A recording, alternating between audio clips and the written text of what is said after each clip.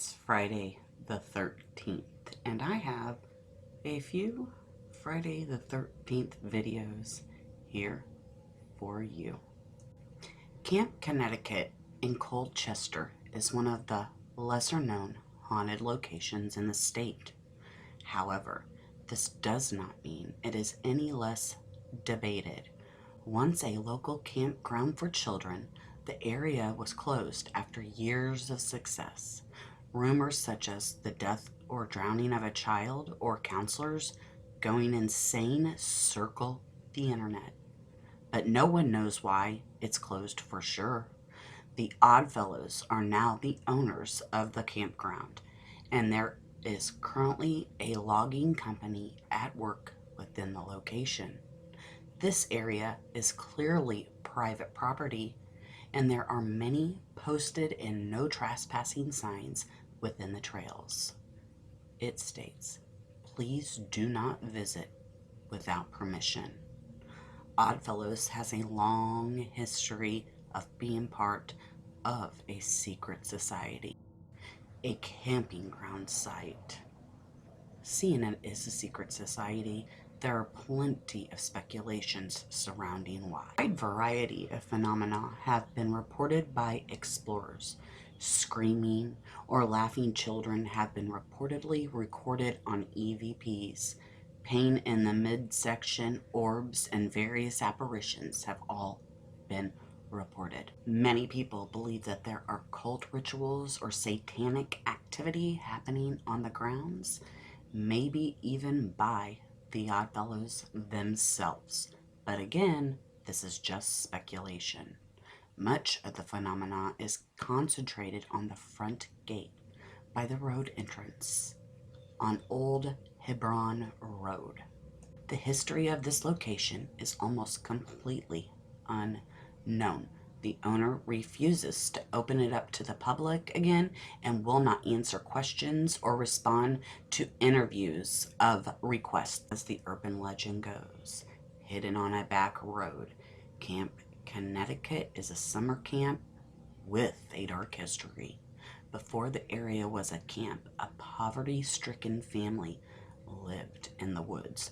Driven insane with hunger and thirst, the man killed his daughter and wife before hanging himself from a tree.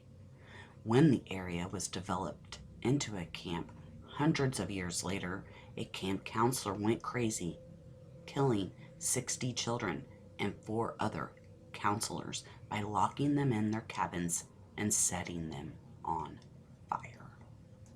Before drowning herself, the counselor scratched the hanging man, told me, into a tree stump next to the lake. People believe the guilt-ridden ghost of the man haunts the empty camp, with people hearing hysterical laughter in the woods in the dead of the night. Camp story number 2. In 1971, a camp counselor at Camp Nuke Creek started a game of hide and seek with the campers. He sent the campers to hide and made himself the seeker. After an hour or two, the counselor had found all the children except one, James Lacey, but called time on the game because it was getting late. He yelled for the kids to return to their bunks for a count. Everyone returned except James. The counselor called his colleagues and they searched for James all night. But when he was nowhere to be seen, they then contacted the police. Once a police search was finished, the camp was closed for the rest of the summer and reopened 3 years later. The same counselor returned and was setting up at the creek for canoe lessons for the new camp members. Upon overturning one of the canoes, he was hit with a putrid smell. Underneath the canoe, he found the remains of James. Scratch marks lined the inside of the boat where the child had tried to get free once he became trapped. Last, number 3. A family used to have a cabin on a lake in North Woods. It's a lake with no public access. On the other side, it was an old girls' camp that the state was letting fall apart. The camp had a large 2-story main house that was mostly intact at the time. 2 of the family members decided to check out the camp one day. They canoed over and started to walk around. They went into the main house first. They walked around for a bit, and then they heard heavy footsteps upstairs. These footsteps turned into someone running heavily towards the stairs. The 2 booked it out of the house, but they could hear the steps coming from down the stairs and on the main level as they ran out. They opted to run around the house instead of getting back to the shore. They never saw who it was, but they heard them enter back into the house, and then they heard them storm back out again. They went into the woods this time and heard something running in the woods after them. They took the long way around the lake back to their cabin.